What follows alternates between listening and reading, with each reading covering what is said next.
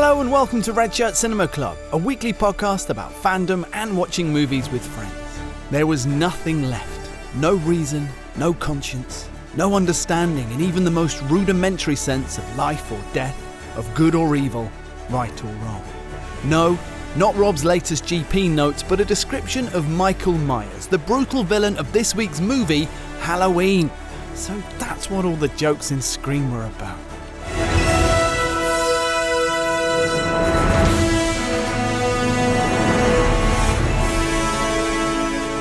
Hello and welcome to Redshirt Cinema Club. I am your host, Nathan Dighton, and I am joined today by wailing teenager David Jackson. That's the most accurate one you've ever done. And implacable killer, Robert Pearson. Equally that's accurate. right. It felt like the absolute inscrutable, murderous gaze, never stops vibe of Michael Myers.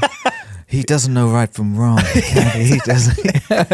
Left from right. No moral compass. North from south. He's devoid of all emotions. He doesn't know anything except how to kill. Yeah. We've watched Halloween. We My have. first time watching Halloween. You've seen it before, Same. Dave? Nope.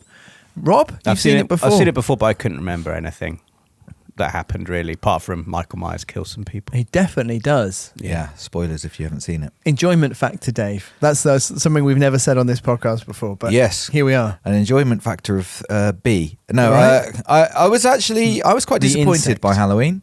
And I think Really? it's because, in part, obviously it's a big name. It's a big franchise. It Yeah. will spawn another like 8 Halloweens or whatever. And It's Michael Myers 9 letters long. is a big pop culture icon. And because I've been really enjoying John Carpenter season. And despite the fog being... I just want to pause you there because I was doing VO the other day for the intro of this podcast and I couldn't say John Carpenter's name. Something just happened in my nose then. This is exactly what happened to me. The John N. Carpenter. You say it, right? John Carpenter. It's difficult. What's going on? Carpenter. Difficult. Got a slight cold. But then when I think it's the N in Who works John. with wood? It's Carpenter. John Carpenter. Carpenter. Yeah. So carpentry. there's a cool down on an N, isn't there? And Yeah. the N in Carpenter comes too soon after the N in John. My N isn't ready. Is it too late to let him know this? He's been What about if we call John him Johnny Carpenter? That's easier. John Carpenter. John Johnny Carpenter. John Carpenter. I've been enjoying John Carpenter season. I can't say it. This is like so weird. It's like John behind the nose. Carpenter. this is like what's his face saying penguin. Penguin. Penguin. Penguin. And the fog, it's interesting actually because I realise now that the fog is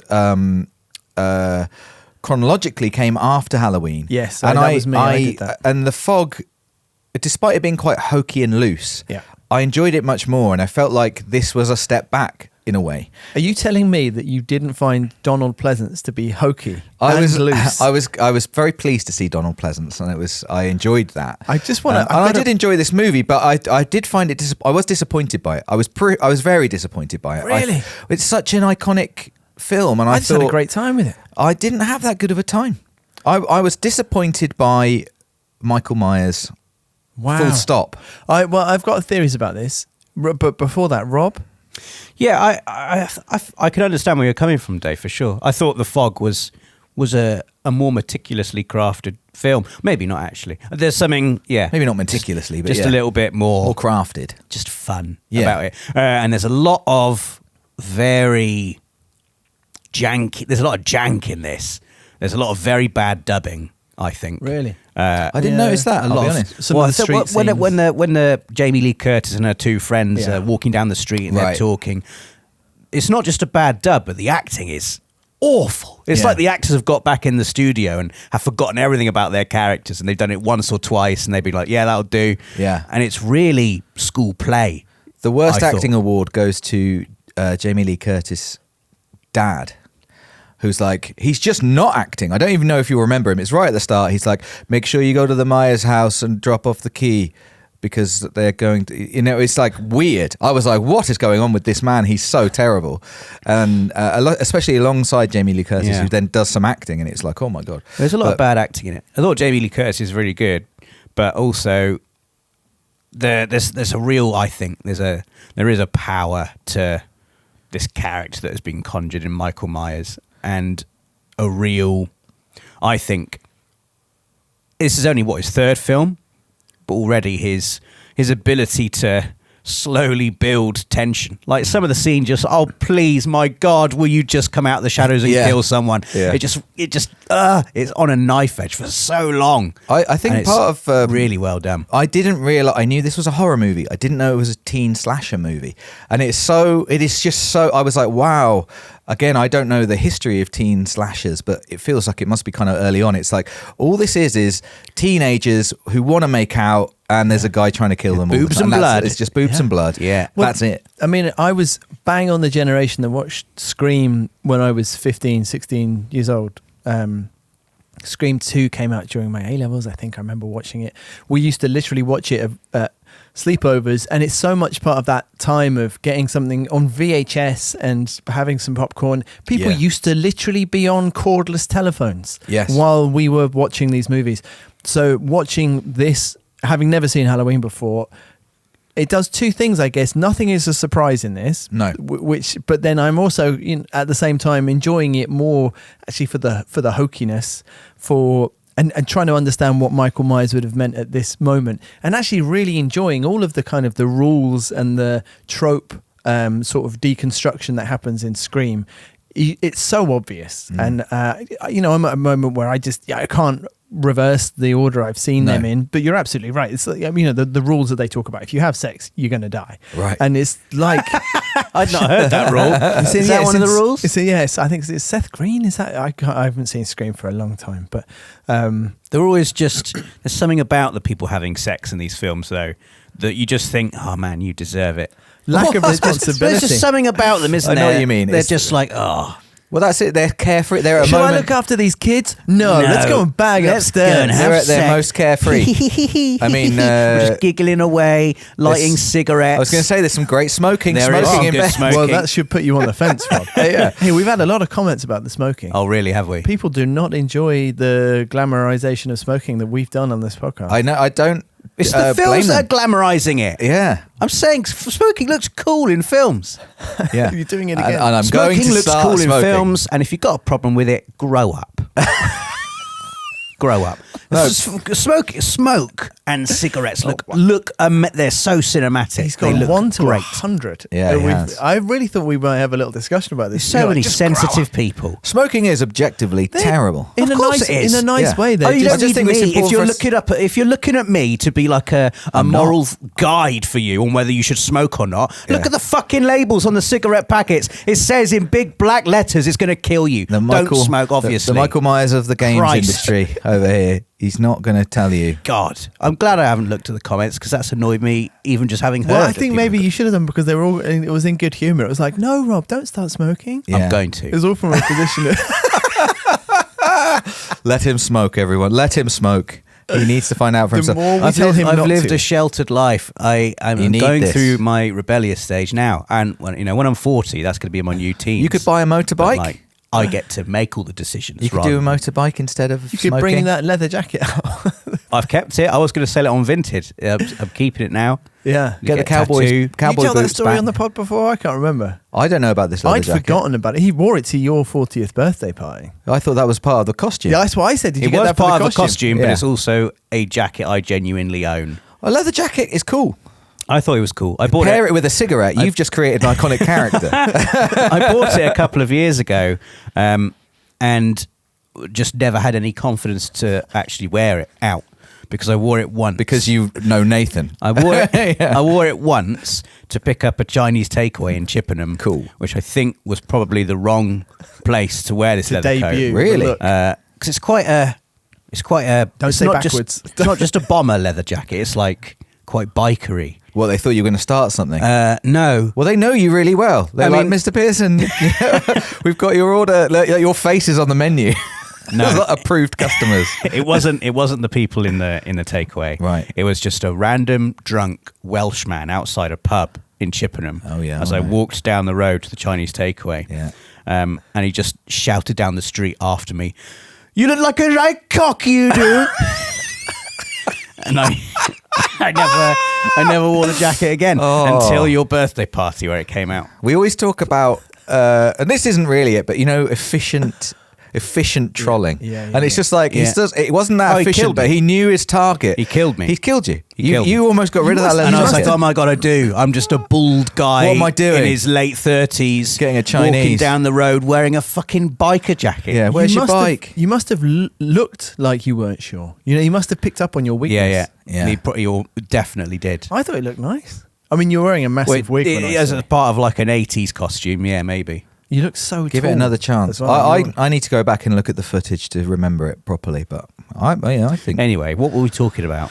I don't remember. Smoking? The Smoking. kids smoking and The being kids stabbed. smoking. Everyone who has sex dies, and yeah, I guess the horror is, isn't it? That's part of the horror is that they're most carefree, and you know everyone's naked. No one wants to be naked. If I die, I don't want to die naked. Can we talk about the moral framework is, you know, kids do bad stuff. And that's obviously by the time you get to Scream, it's become sort of like this embedded part of this genre where you kind of know kids are going to misbehave and then they're in danger, and you get a sense. I think what we're all picking up on in These Kids Deserve It is a sense that the carefree kid and I feel like this at school when kids would misbehave. I would be like, we can't misbehave. Yeah. Someone talking next to me in assembly would make me very anxious. Yeah. You know, and I actually once got told off for that, and I was very disappointed. Oh, it's the worst when And- you're accused of a crime you didn't commit. Mr. Hall, if you're listening, Yeah. it was not. He called me out in front of the whole school. It Yeah. was not me, man. Yeah. So and you know they don't want to hear it wasn't me. 'Cause that's like it doesn't matter. No. Because they're never going to admit they were wrong anyway. sorry. And what I was going to say was the opening sequence is, I really like. I'd not seen it. Long No. first person sequence. Yeah. Oh, it's good. Which I was liked it. And at a time when cameras are still pretty big, they're getting smaller. So even just technically, I think there's one moment once he gets inside, you can see a handoff to somebody else. Maybe Right. like there's There's like a very bump. small bump. Yeah, I saw a little bump. But in general, no shadows. The whole thing, one take. Really enjoyed it.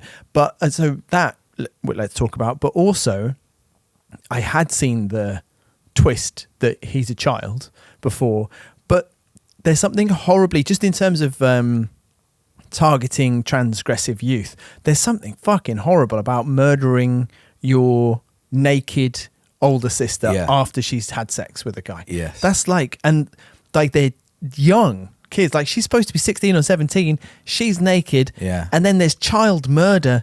It's fucking dark. It is dark. I mean, it's really strange. And I actually, one of the like negative things about the movie for me is that there's just no exploration of Michael Myers whatsoever. No. Like I wanted there to be a reason for him to be this way. Like, anything. Like he's clearly was a normal child. She's not like, Michael might be about somewhere. He's pretty weird. She's Yeah. just like, oh, no one's here apart from Michael. I don't know where he is. Like it's not, he's clearly, he's just a child until suddenly he isn't. And I thought we might get, even just through some of the conversations with the doctor, like some I liked sense it. of, I found that just difficult. And They he's went just somewhere else with the doctor. he just entirely. becomes a kind of, he's just a killing machine. Yeah. And it's scary that he has no reason, but I also felt like it's like the film almost, it ends very ambiguously. And I get that he's out there. It's great. He could be anywhere It's right like the now. third time he's just disappeared as But well. it almost starts very ambiguously too, and that's a weirdness for me. Is it's just like there's this kid, and yeah, that's right. Now he kills people. Weird. The look, the horribly. I like how strange it is because it really sticks with me when she gets his mask off, and Yeah. he just looks like confused and weird.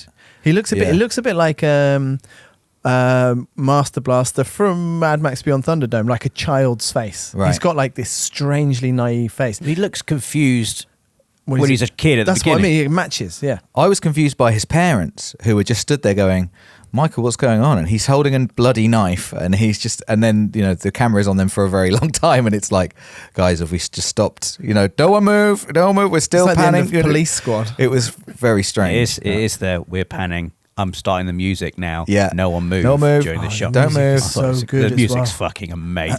The music This is is amazing. best one for sure. I think the music in The Fog is better, but it Oh, is no. great, and This I is like interesting, 'cause- because obviously this is in piano, and then Yeah. obviously in The Fog it's I wrote the Electric piano. music, but it's been electronicized by my friend. My favorite is the song on Precinct I 13. still think Precinct 13. Oh, that do you know what? Actually, that is That's the best. top. That is banger. It's funky. That is an But absolute But banger. there's But the it's not piano horror. plink, and then when the sort of like the deeper piano comes in. Yeah. It's a bit synthy. Yeah, and then yeah. the bass line comes in underneath it. Oh, Yeah. it's really incredibly iconic piece of music. But I think the opening sequence is excellent. Just that first person, like, is really unusual to stay there for so long. You get to see the whole house, the geography of the house. You know, really weird seeing in through the window and then seeing that room later when he's made his way inside. I think this is Really cool. is the beginning of horror movies constructing a geography of a house in like such a specific way. Yeah. Scream like plays on it with people knowing the route through the house. Obviously the trope of don't go up the stairs, doors not being open when they probably should be, and all of those things. But like here it is, like you said, you're getting this outside view and then this inside view all the way up. And also the sense of the town it gives, you know, they're like, the doors are just all open. And that's not like handy. It's just that's the kind of time we're in, that kind of, and where we are in America, that sort of just nice suburbs where nothing happens. It's terrifying, it's so safe. Isn't it? It's terrifying whenever you see a door open in the background. Someone goes into a room, they leave the door open. You're just like, because it's been established at the start, like, you know, gets in through the window or an open door. Yeah. And it is there's like a supernatural element to Michael Myers. He is just a man, but clearly more than a man somehow. Well, it becomes less and less obvious in this movie, which I quite like as a one-off. Like, oh my god, he's like, he is the personification of evil. And then I think later on, I was going to say, I wonder whether they go into his backstory because there's so many sequels. I hope not. They probably do. They've got to at some point. Yeah. Like Halloween 5. Halloween 5. Only when he because had they need another movie, not because Jamie Lee it's Curtis was in the most recent valuable. one again, wasn't she? Yeah, she came back. Yeah. That was a few years ago now. I've not seen it. No, me neither. And I think that obviously, I guess the interesting journey from a one-off movie made by a filmmaker who's just doing different interesting things and then becoming part of this like league of iconic, like Leatherface versus Jason versus Freddy versus Michael. Like, and all of them ending up in video games. Well, he's in, Dead by Daylight. I'm pretty sure Michael Myers is in Dead by Daylight. If he isn't, he should be. Oh, and of course the connection to our podcast in the beginnings of the podcast, surely we're all aware of this fact. What links Michael Myers to Star Trek? the actor, I assume. No, his face mask is a cast of William Shatner. I was going to say, What? I know whose face it is, and I can't. Well, no, I knew whose face it was, and I can't remember. I can't remember why it is. I just know that that's a well-known fact. Again, like What? this feels like It's not well known to me. it's so weird that that's not part of the movie in a way. Just like Yeah. he's just wearing a mask, and it's not a very clear mask who his face it is. I wonder how it I mean, it's came to be. absolutely terrifying. To be fair, it's brilliant. It's a brilliant piece of. Do you remember when costume I work. put it on in the office and would stand outside the streaming room once you'd finished the stream and Yes, I wait for you do. to open the door? Yeah, I love that. Thanks It for was that. funny, wasn't it? Really funny. I'm glad that you've stopped doing that. Well, I don't know where the mask is anymore. No, that's right. Annoyingly. I didn't burn it.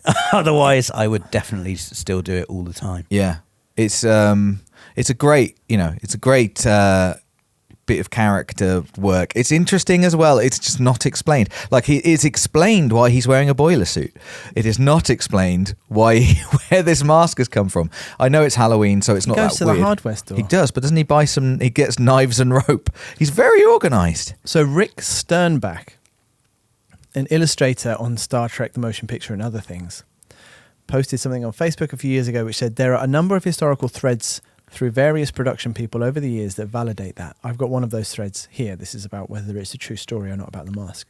I was hired as an illustrator on Halloween 2 in 1981, working for a production designer, J. Michael Reaver. In a supply cabinet at Pumpkin Pie Productions, we had one mask left from the original Halloween and no idea where to get any others for the sequel. It appeared that we'd just need to go check out some of the toy stores and such, but I noticed that there was some wording moulded into the neck area.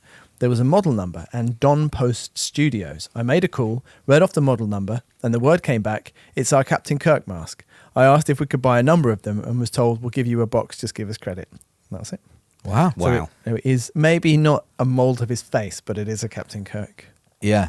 mask. It feels like they've just got a mask and they've just said that's our If you paint it and put a wig Captain on it, then it Kirk looks. I'm mask. showing a picture. It's Wow. It could, if you squint and you really want it to be true, it could be Captain Kirk. Is that how masks used to work? You had to paint them yourself once you got them home.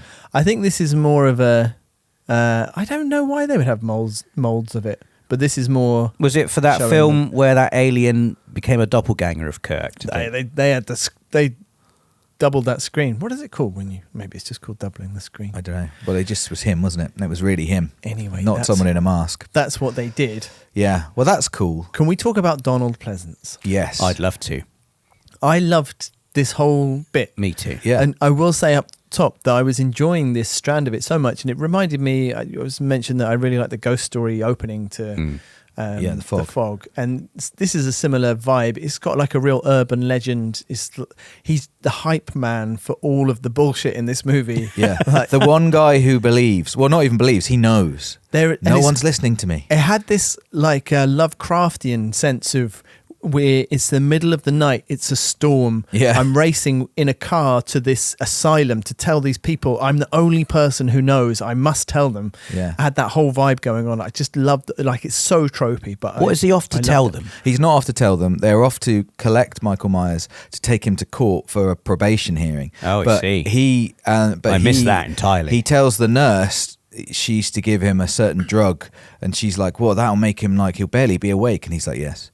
What he knows is that Michael Myers must never be let free. Yeah. And there's a chance that he will be let free because he's just been in prison being that a good boy. That speech that he said, he came to me 15 years ago, 6-year-old boy, there was nothing left. So he must never, he's like, I'm the only one who knows he must never be let free, because if he's freed, he will unleash an I don't know who I was doing an impression of there, but it wasn't Donald Pleasance. So he's effectively advocating drugging Michael Myers so that he appears weird in his... I thought it was so that he wouldn't do anything. Yeah, like escape and go nutso. Well, maybe it is that, but she was like, but if we do that, he'll be like barely conscious or something. And That's he's like, the yes, idea. yes, he must never be freed. He said something like that, which made me think it was to make sure he isn't allowed to go free. You know, the thing I was going to say up top was I was loving Donald Pleasance so much, and then the movie, and a little bit like both of the other Carpenter movies that we've seen, apart from Dark Star, bringing elements together into the moment of like the center of activity or crisis.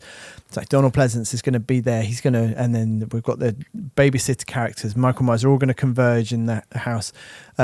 And then really what happens is that young people become the focus. Them going from massively. one house to the other, getting their clothes off and getting killed and whatever. And Donald Pleasance literally stands on a street corner. It's very strange. For 2/3 of the movie, waiting. And then decides he might go for a walkabout. It's like, fucking I have been crazy. here a while now. Just I wonder where Michael Myers is. Yeah. And that the policeman's worse. The policeman who's your man, the weather guy he is. from the Dan fog. O'Bannon. And from Dan O'Bannon. and from Assault on Precinct 13, right? The guy in charge of the Prisoners from Assault on Precinct 13. Yeah.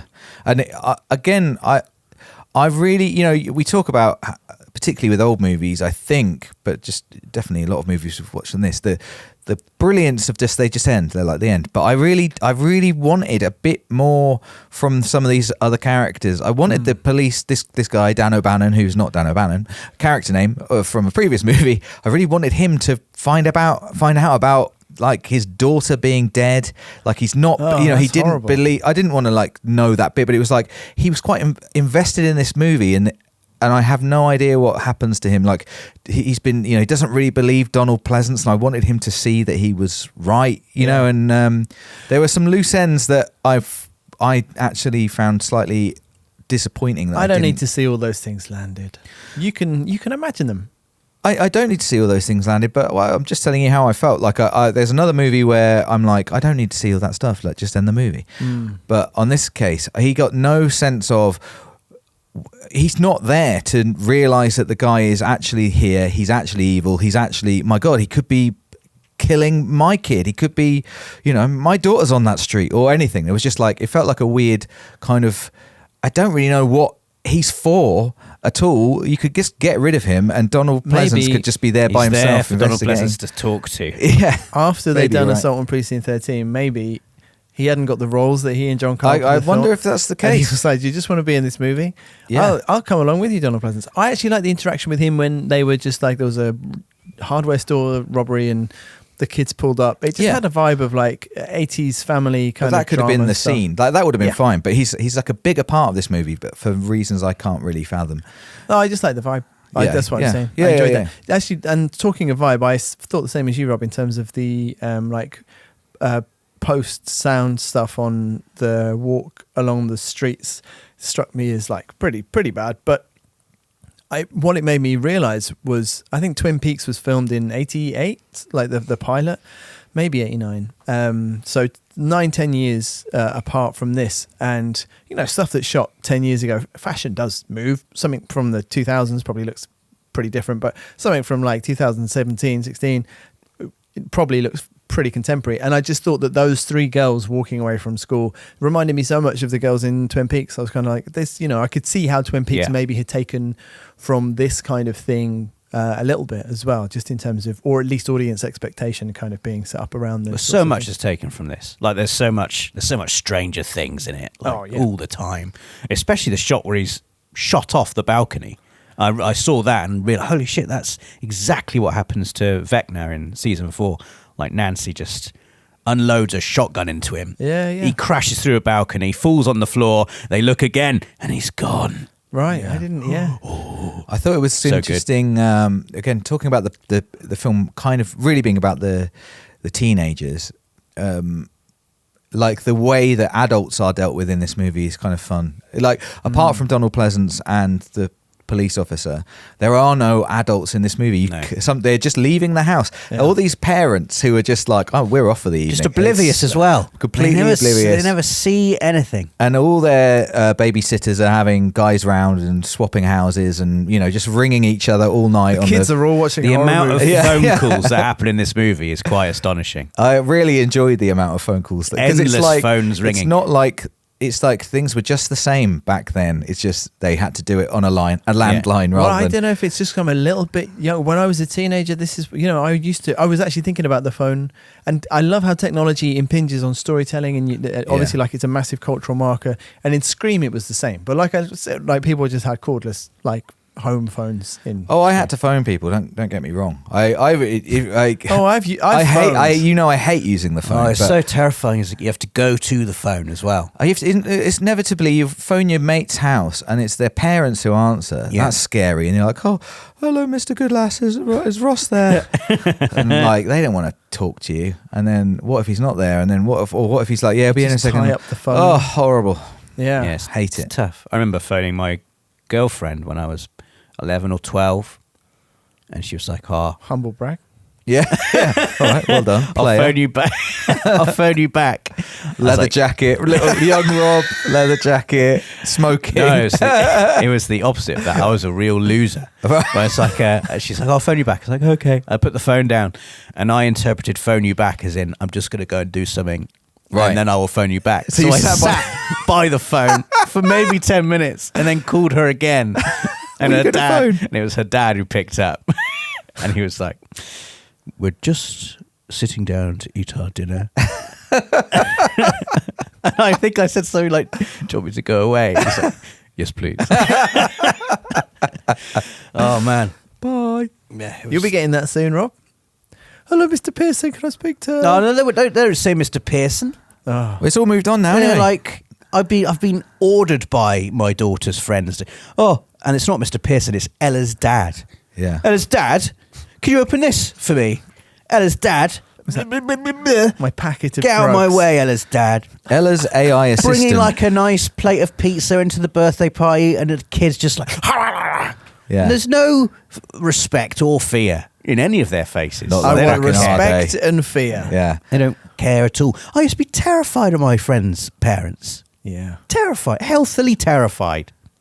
Yeah. I'm nothing like that now. What do you think, Nath? You've had experience of your kids. Yeah, no one rings the house, I Did will their say. kids? Did their friends respect you? Do you think? I don't think so.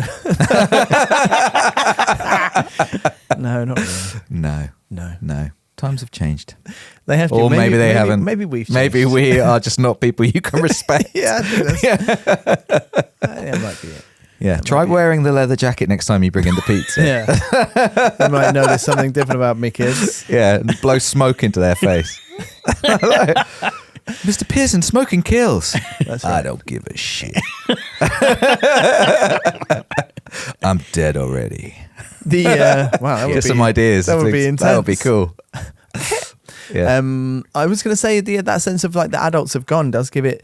It's a bit like I don't even know, like a Harry Potter, or do you know what I mean? Like worlds where kids are just making they have this freedom to roam, and it's very much like Halloween on this particular night on Halloween. And there were times like that when you knew your parents were out of town or whatever, where it's like, I've got the run of the place. It does feel like the kids have just got the run of this street. Yes.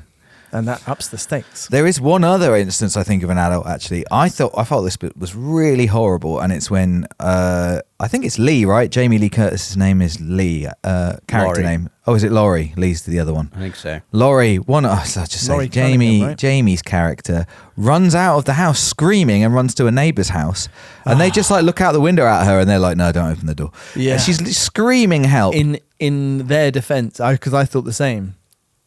In their defense, it's Halloween. And it's like, just go away. Terrible day to get in trouble, isn't it? Halloween. Yeah, there's a It murder. is. Like after April me. Fool's Day. Yeah. Yeah, a great day to wear a mask as a killer as well. Yeah. Because you just like, I don't know if he planned that or what, but Also, can we go back to the scene of Mike Myers escaping? I didn't Yes. realize it was him on top of the car. No. No, I didn't. He had some, I guess, like some of that unstoppable force going on. Yeah. Yeah. Why did she wind down the window? don't know. Crazy. They keep doing that in these films, don't they? Opening doors, opening windows. What Don't she let him happens in. to do. That's Yeah. like that's the sign. It's like he is like a force of nature in a way. That if there is an opening in the house, He's in he there. will get in there. Like a And rat. what And then other- the fog in the next movie, just a literal force of nature. That Also, can escape. gang. also Donald Another. Pleasant's character. What's he doing getting out of the car? There's literally people at this sort of secure He had hospital to go and wandering open the gate. around. He was like, "I'll go." Yeah, but I mean, like, That I'd be like, get the first- car right up to the. Do you know what? Actually, just turn around. Like, people shouldn't be out of their The first hospital. bit where you just see them like cows in Yeah. a field, just milling. I was like, wow, this is fucking cool. This is weird. It is weird. I liked it. Yeah. And you don't know why they've escaped. You don't know what's happened. No, I also enjoy like that. Again, he's talking to a different sheriff who's like not that way. Like he'll be around, and he's like, I tell you, he's going to that town. He's Haddonfield. He's gonna kill everybody. And they're like, it's 150 miles away. How's he gonna get there? And he's like, he's got a car.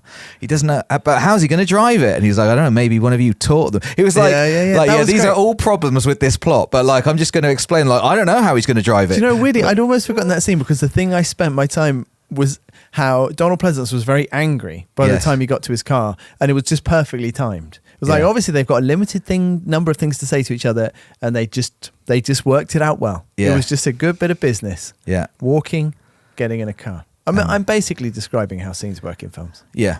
I do really like this trope of the Donald, that he, the one guy and not everybody is just against him. Like, no, I don't think it's going to happen. Don't worry about it, man. He's like, I'm telling you, this killer's on the loose. Who did he find in a hedge? It's the mechanic whose boiler Overalls. suit. I His overalls. He's grabbed. I see. So he Is that- kills the mechanic, but doesn't. But I prefer the car. Yeah. I'm going to stick with the It's car. the graveyard man as well.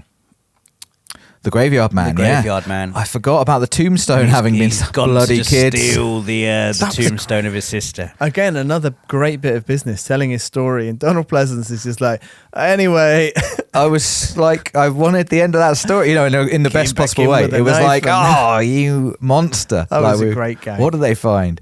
Yeah, that was a very good bit. where do you think Michael keeps the tombstone before? In the back of the big car. Oh, of course. Great shout. Just makes sense. So when does he goes out to get it? He murders Yeah. 3 people, then he He's got his pops to-do out. list. Yeah. He's like, now is Get the the time. thing, because I want to put that on the bed behind someone I'm going to kill. So what is he trying to do? Sounds- Recreate his sister? Does he really hate his sister? I mean, he's he does just murder having her. fun. He's Does just he having a love fun his time. It'd be nice if I He's out. recreated. He's out. Oh yes, I could do some killing tonight. Yeah. Is I'll he do- having fun though? I think so. I Is don't know if he is. Is he recreating the crime? He's gone back to kill other promiscuous girls about his sister's age? Is that his whole vibe on his street? Again, it's just not explained, is it? No. I guess there must be something to it, and also like this evil that's in him, this otherworldly, unnatural, supernatural Yes. evil that has gotten into him. I guess that is. I've forgotten what my thought was. Yeah, I've taken well- too long saying the start of that That's a great sentence. I guess it's And interesting- The rest of it has gone out of my mind. It's interesting that it is supernatural, in as much as he, you know, at the end of the movie, he should definitely be dead. There's nothing throughout the rest of the movie that makes you think he is not just No. a man, apart from like a really, really evil one. But you know, like he is just a man. He is fallible. He can be defeated by physical weapons, I thought. Yeah. And I found it frustrating. Again, you're supposed to, like, the number of times Jamie Lee Curtis kills Michael Myers and then throws the knife away and sits with her back to him, just going, Yeah. Oh my God. Chop him up. Cut an arm off. yeah. It's like if in my house I have to deal with the spiders, I am scared of spiders, but one of us has to do it, and it's What do you me do to the because spiders, Holly, Dave? I have to take them and put them outside. I'm Okay. humanely deal with them. And I by don't. outside, you mean heaven? I mean, outside of this life, yeah. And the thing with the spider is, you got to keep watching it. And Okay. Holly will be like, "There's a spider!"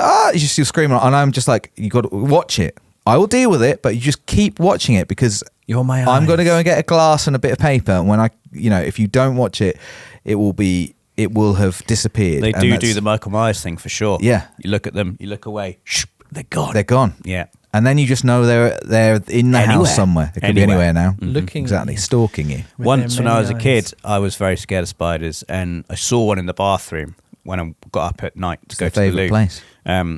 And I just was terrified that when I went back to sleep, it was going to find its way into my bedroom. Yeah. And so when I went back into my room, I sort of like rolled up a spare duvet that I had and sort of wedged it under the gap in the door. Yeah. It's like, oh, I can't come in here. It definitely can't come in here. Yeah. And then at like 6 o'clock in the morning, you know, and you imagine you feel something Yeah. crawling against your skin. Yeah. You're like, oh, it's nothing. It was the spider. Oh my God. It had got in. That's amazing. It had got in. Was it definitely the same spider? Yes. Almost like it had seen the duvet as a challenge. Yeah. You think that's going to stop me getting into your room? Yeah. Oh, Do you? young Well, I do Robert think when I put them outside that they see it as a Oh, challenge. they're just like, straight back in. Oh, really? I Really? once, I You can't stand dared these to put me out articles there. that are like, oh, don't put them outside because they like the warm coziness of your home. Yeah. They like it inside. I don't give a shit. Yeah. If they like it in my house. Stay completely hidden then. Yeah. I once was living in a flat in Sheffield, not a great flat, and it was just the top floor, and so getting rid of mice in shared buildings is really, really hard. And I don't like killing stuff. No. I did accidentally trap one of the mice Apart from that German boy. once. Yeah. That was on a bonus episode. yeah. And we must never speak of it. So if you want to know, you really must sign up to the Patreon and you can hear that story. I accidentally killed a mouse. Yes, Not sorry. a German boy. Right. In a toaster. This isn't even the story I'm Oh, telling. in a toaster? Yeah, man. Oh my God. You know what? I was How do using- you accidentally kill a mouse in a toaster? So, well, I will explain. So we had this recurring mouse problem, and I remember really distinctly. It was quite a cheap Toaster. loaf, it was, yeah. 2 sliced toaster, Yeah. and I was using uncut bread, and I probably cut it a bit sloppily. And you know, sometimes you just pop it in, and when it's a big bit and you've crammed it in, Yeah. a little bit of burning isn't because the bread is too big and it's Yes. maybe quite close to the heated. Did you like struggle, Element. pressing down the sort of No, the squeezer? I think it was squeezed pretty good. Okay. But I was kind of like, there is a burning smell, but it's the big bread. It's a delicious burning smell. And I popped the bread, and Oh, God. there was just like absolutely flame grilled, like squashed Oh. into the side with bits coming out of the reverse clamp, you know, that opens Yeah, up yeah. for the bread was a mess. That's made me feel quite sick. Disgusting. I was quite. That would put me off toast forever. I rang my now wife and cried. I hate. Yeah. Do you killing think stuff. Do you think it was dead already, I hope. or was it in there nibbling away on I crumbs? think it must have Oh been. no, it was in And you there were like, eating. Definitely, it was eating, and then Surely I it would killed have made little squeaky noise. I don't know, man. It Well, is- but the thing is that there is some squeak to the Right. mechanism of a toaster, isn't Not there? whatsoever. Oh, that's horrible. you just What a hope way it- to go. you just hope it Oh, went it's warm in quickly. here. Just- Oh. Yeah. Oh, it's lucky I'm not. I am flammable. Oh God. The story I was actually going to tell about mice had more to do with your spider story, which was I used to use. How many mice have you killed, Nick? Well, this is it. I never used to want to kill them, so I had a humane trap. Yeah. I caught loads of fucking mice in this trap. Right. And I would walk, and I obviously wouldn't want to. I just want to put them outside, and I don't know. There was a cattery nearby. And in my head, I was like, "How far do I have to go before with a spider? It's just going to come back in my house." Yeah. And I remember walking about 2 or 3 streets away, and in my head, I was thinking it would go and live in a field or something. Yeah. And I remember putting it down on the road, and it ran to the nearest house. Yeah. It ran up to the roof and just went inside, and I was like, Yeah. "Oh shit!" That's where they want to be. Mice got hands. It's so good. It's like how like the monkeys at Longley. You got famously. You got to skip them. Famously, will take apart a car. But I don't know if you guys have ever seen it. I've took my car once and drove through, and it's like every car that turns up, it's like they know its weak points. It's like, oh, we've got a Land Rover here, like that's window seals, no problem. You do the windscreen wipers. Then it's like, oh no, we've got a Subaru. That's like they just know the bits. Yeah. Like I love that a mouse is just like, oh, here's a house, so I know exactly how to get in it. Up the drain pipe, in the roof. There'll be a little gap straight in. Yeah. What about, I wonder if it was friends with if there were other mice that lived there. Yeah. Do you know what I mean? I don't know. I don't know tell? enough about mouse culture, but No. it would have. They're all sat round like a sort of match, and it's telling the story of its mate who had exactly. ventured into a toaster. Thank you so much for taking me in. Yeah. The horrors I've seen. Humans are horrible. I've just been reminded of probably one of the funniest TikTok videos I've ever seen. I love when we describe TikToks. Is there anything worse than describing a TikTok? I do it all the time as well. It's just funny, basically isn't it? just a mouse in a room that a cat has obviously caught and brought there, and the mouse is running around, and the owner of the house is desperately trying to catch this mouse, screaming like ah, ah! And the cat is like in the foreground trying to get out of the room. It's also terrified of the mouse. It's going ah! It's fucking amazing. It's all the cat's fault, and it's just there like a cowardly shit. Yeah, desperately trying to get out of the room. I saw like a so funny, like a night vision camera in someone's bedroom. I don't know why they had one, of a cat bringing a dead mouse and putting it on their face whilst they are asleep. He just drops it gently on his face, and he's just there snoring. He just keeps snoring. God. Ah, cats. Gotta love 'em. Terrible, People aren't who they? film themselves when they're asleep. Yeah, gotta love them. I don't do that. I thought that the murder of Annie was especially horrible. She's strangled in the car.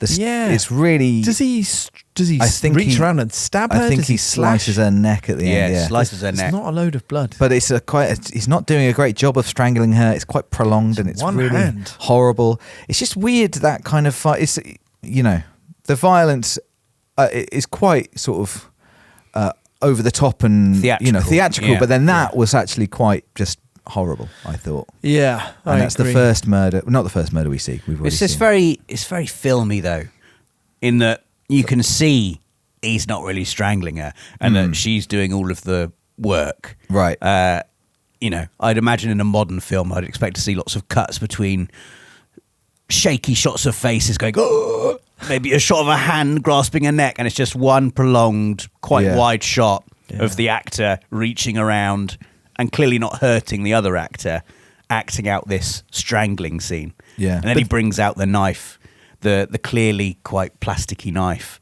Yeah. And then everyone who's killed just does everyone's got a great dead face in this. Agree. She does like a cross-eyed thing, and her face sort of slides down the car. Great stuff. Yeah.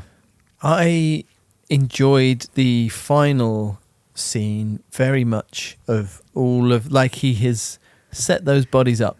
Yeah. to like a It's fun going to be house. amazing when someone comes in here. Yeah. And he's just presumably in a corner watching. Yeah. Well, waiting for he's someone to dead find at them. that. No, he was in the corner, wasn't he? He was. That's like the best shot in the whole film, where you just see his face slowly melt in from the darkness. Yeah. That is That was good. Great. Yeah.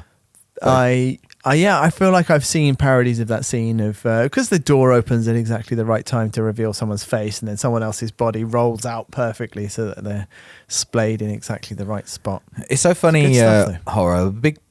The big problem I've had with horror, I think, is and this doesn't have it, and maybe this is like slightly why it didn't land so well for me. Is it because, like I think you said at the start, Nate, there's no surprises in this film. It's all super tropey, and like you just know what's going to happen, and like you see that shot, and she stood next to this big black expanse, and I'm like, I know he's in there, he's going to come out. Here he comes, there he is, and it's funny because that. You know, when you set these kinds of things up, then you can see how horror has evolved. And this is the stuff I hate, where they show you think you know what's going to happen, right, and then they subvert it or invert it or whatever, and it's like, I felt like it happened all the time in this. Really? Oh, there's so many sequences where you know Michael Myers is around somewhere.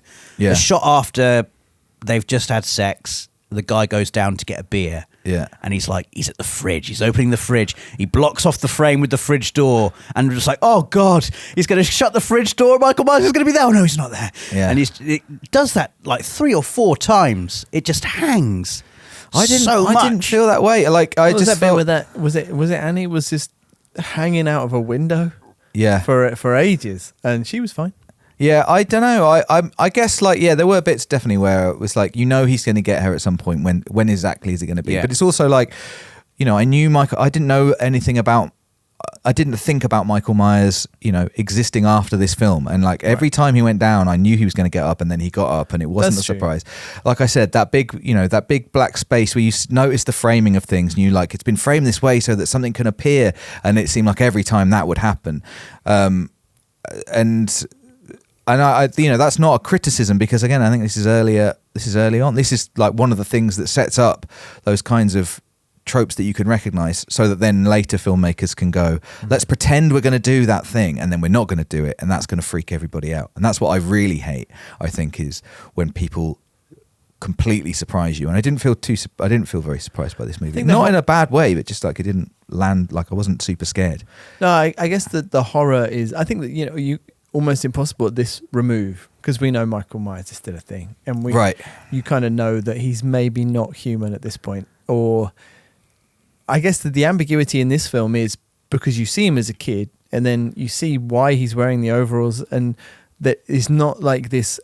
He exists now as this, like, he's iconic, and all of that has become like the costume of a supernatural evil being. But in this movie, he's more grounded initially, at least. And so every time he does something like lifting up a man by his neck and pinning him to the wall with a knife, it seems, or strangling someone with one hand, or getting up after being stabbed or shot, it kind of, I can see how that would be like a mounting hysterical kind of panic to that, if you did not know what was happening. I do think it's really strange how this film is just very resistant to any like reason for it. It feels like it would be so easy to paint in a little bit of reason for things happening. You know, he's just going back to his hometown, not for any reason, like just to kill everybody, not like even going back to his house where now a family lives, you know, and he's killing them, or he I don't know, it's his relatives or something. Like it's just, and those things are just literally like a script change. And it's again, it's not a criticism, it's a choice, but it's interesting to me that they don't add in that kind of stuff. It's just very much like Michael Myers is just, he's going home and he's going to kill everyone. I do feel like, you know, being slightly pretentious about it, I do think that that's probably what makes it so sort of enduring in terms of what you're left with when you don't have those things is more of a sort of primal mix of culture and, you know, like the teenagers and worries about teenage behavior, and like that kind of fucking Freudian mess of a kid killing their sexualized sister. Like that's, you know, a really strong line that then runs through the whole film, because everybody he's killing are promiscuous kids. These, you know, like I said, recreating that night, and what you're left with is this kind of like suburban America, like ideas and sort of energy is there instead. And I feel like that is way more ambivalent and long-standing than some kid at school was mean to Michael, and then he fucking killed everybody and became I a think demon. I think that's a fair shout, and I do really like the end, in as much as it's so like clear that the idea is that he's gone, and he could kill any one of us. You know, it's like then he could be outside your home tonight. I just kind of like that. You can just see exactly what they're going for, like creating this sort of urban myth almost of just like... Yeah, it's only just occurred to me is that they kind of do it literally, don't they? The kid says, "Is it the boogeyman?" And she says, "It is the boogeyman." Yeah, And it's the movie just going, "Yeah, that's this what has we just were got doing." a face now. Yeah, it's this guy. It's exactly what we were after. Yeah, strange that there's a one moment where she removes his mask a little bit as well. That's really interesting and he goes, to me. "Ah." Yeah, I had forgotten that happened and was surprised to see it. maybe he can only kill when he's wearing a mask because as a boy he's wearing like a clown mask, isn't he? When he kills his sister. Yeah. Maybe this is his first Halloween. It's the first time he puts on a mask. I don't know why I'm trying to figure it out. It's not there, Dave. Well, I think that's why it's sort of interesting to sort of probe at, isn't it? And I think that also that idea of, kind of said about his parents looking at him and that sort of frozen moment and the movement of the camera. And again, it's without offering any answers at all. It's just saying, because some people are just fucking evil and some kids do horrible things. And it's, the root of horror is sometimes just something which is kind of true but inexplicable and unpleasant. Like, why do kids sometimes kill other kids? That is fucked up and it shouldn't, it's seen as unnatural. And it's just there. And I think the masks are, I think it is interesting that he kills with a mask on both times. And, what does wearing a mask mean in terms of identity and all of those things? Anyway, has either of you seen Halloween 2? No, I watch Halloween 2 without having seen Halloween. That would be insane. Well, I've seen lots of sequels to things I haven't seen the first movie of, so colour me insane. But I guess I was just wondering, and you might know this, if Jamie Lee Curtis is in Halloween 2, is it her character still? I don't know if she's in Halloween 2. I have not seen any other Halloween films. I think I would be tempted to watch Halloween 2. How many are there? There's at least 5. I had a quick look. That sounded like Dudley Dursley then. How many are there? Yeah. 36. I want to watch them. I think, there's definitely at least 5. It's a big old franchise. Halloween 2. I'm just looking it up for us all. Google it. Yep, that's what I was going to use. I went straight to Google. That's a great choice. I was thinking about Alta Vista. Does Ask Jeeves still exist? You could chat GPT. A lot of people are asking AI directly now. People search on TikTok. Yeah. Absolutely ridiculous. It is ridiculous. Well, I guess, I was just thinking, I do feel like I might like to watch the second one. But it feels important that Jamie Lee Curtis is in it because Jamie otherwise... Lee Curtis and Donald Pleasance are in number 2. Actually, I remember seeing Donald Pleasance is in all of them. Oh, He's in good. all of them? He's in all of them. Yeah, I think I saw this on... I Googled Donald Pleasance to see which version of him I was recalling the most. And it was the Great Escape version. Is Donald Pleasance still alive? No. So he's not in the most recent Halloween. Okay, he's not in that one. All the others. It was released the year after from a treatment by Carpenter and Deborah Hill, which is his production partner at the time. And it carries on immediately after he lands on the ground, which is wow. So that's quite cool, isn't it? That's quite cool. So maybe Dan O'Bannon, not Dan O'Bannon, will be in it as well. He's back. Yeah, I think he is in it. I can't remember his name. Well, now I get my wish, and I don't really want to see him finding out that his daughter's been killed horribly. Actually, now I think about it. Wrong film. So, what is the next film that we're going to be watching by John Carpenter? Oh, why would you ask me that question? I think I know, isn't it? Escape from New York. Escape from New York. Which Rob's been looking forward to. I believe we're recording 2 on the same day. Wow. So we're going to have to watch them both. That's exciting. What's the other one we got to watch? Not The Thing as well. I believe it's got to be The Thing. It's the only one left. Oh, And wow. there's that other one you talked about. Prince of Darkness. That's the one. Maybe it's Prince of Darkness. Prince of Darkness. And The Thing is last. Yes. Yeah. Well, that's exciting. I don't know, Nath, you set up the Prince of Darkness as something that scarred you as a child, so I'm looking forward to that. Not at all. Is it a horror film? Yep. It's a romance. Cool. It's part of his Apocalypse trilogy. Oh. Does that also include The Fog and Halloween? No. What's the other? The Thing. The Thing. And I think They Live. Different ways that the world can end. They Live isn't very good. Oh. Well, it's all right. It's got, aliens in it. There's a movie in this movie called The Thing. That's what It is The Thing. It's the original The Thing. And it was made by Howard Hawks, who directed Rio Bravo. And I was wrong about Rio Bravo. The bad guys in that aren't Indian. Someone emailed to let us know. Right. And instead I'll read the email. That's the thing I should do. But that's a cool thing, isn't it? Well, an interesting thing. Was John Carpenter already thinking about making The Thing? What are we talking about? Sorry? The movie they're watching in Halloween is The Thing, Oh, is it? but not John Carpenter's. I didn't The Thing. realise there was another thing. There's Yeah. another thing. Yeah, well, there's 3 things. No, Right. because they made a new one, didn't they, with that woman? I've Not forgotten. long ago. But yeah, sorry. So this email, hi guys, from David Levinson. A slight correction to your comments on Rio Bravo. The bad guys in that film aren't Native Americans, but the henchmen of a powerful, rich local rancher who's mad that John Wayne arrested his little brother. The only people to help defend the sheriff's office until the US Marshal arrives are a decrepit old deputy, the town drunk, played by Dean Martin, and a hot-headed young gunslinger, teen heartthrob Ricky Nelson. Unfortunately, the film features 2 musical numbers, one for Martin and one for Nelson. Actually, Dean Martin's song, My Rifle, My Pony and Me, is pretty good, but it lowers the tension too much. Fun fact, one of the screenwriters for Rio Bravo is Lee Brackett, who wrote a fair bit of reasonably well-respected science fiction. Back in the pulp era, she was known as the Queen of the Planetary Romance in the adventure sense. Along with Rio Bravo, her best-known screenwriting credits include The Big Sleep, which is a great film. I've got a cup with The Big Sleep on it as Penguin Classics. Nice. Bogart and Bacall. And The Initial Treatment for The Empire Strikes Back. George Lucas didn't like a lot of her treatment, but she died before he could talk to her about it. She does, however, have a tribute credit in the film. Oh, that's nice. Yes. I remember reading about that in an autobiography, not an autobiography, a biography of George Lucas that I was reading in Bath Library at lunchtimes. When I was very stressed about a year ago, I would walk to the library and just read George Lucas's biography. Read about another very stressed man. He was having an incredibly bad time. Which library was he walking to, and whose biography was he reading? He made his own library at Skywalker Ranch. Right, okay. He divorced his wife. Doing slightly better than you then. And Maybe not with the he divorce. invented Ewoks. He did. That's what he did with his... And invented stress. a lot of money for himself. He did. He put it all on the line, and that's why he was so stressed. And that's why he had to keep on making those movies. Yeah. Well, there you go. So we've got 2 movies to be watching. We do.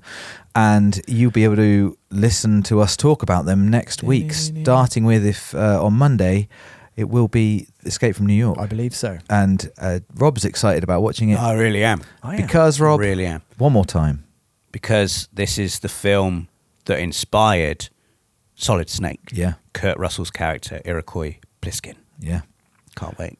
Great. No, Snake Plissken. Yeah. He's called Snake Plissken. He's called Iroquois Pliskin in Metal Gear Solid 2. Right. As a little nod to this film. I was very confused just for a second. Yeah. So there you go. Mark it on your calendars. We will see you very, very soon. You've been listening to Redshirt Cinema Club. If you're enjoying the podcast and would like to receive 2 exclusive episodes per month, please consider supporting us on Patreon. Just check the link in the description. We'd also love to hear from you. Email us at redshirtcinemaclub@gmail.com or follow us on social media. We'll be back with another episode next week.